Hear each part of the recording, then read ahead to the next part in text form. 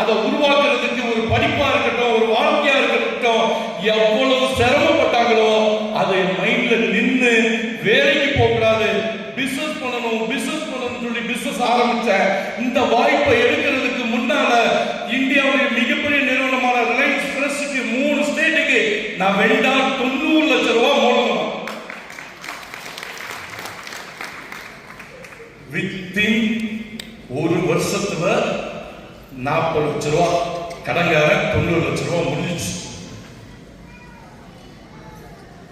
நிறைய லீடர் சொன்னோம், அவமானம் அவமானம், அந்த அவமானத்துக்கு ஒரு பதில் சொல்லணும். நான் சாதாரண அவமானப்படல, சூசைட் அட்டெம்ப்ட் வரைக்கும் போயிட்டு வேற வழி இல்லாம தான் இந்த வாய்ப்பு எடுத்தேன். எது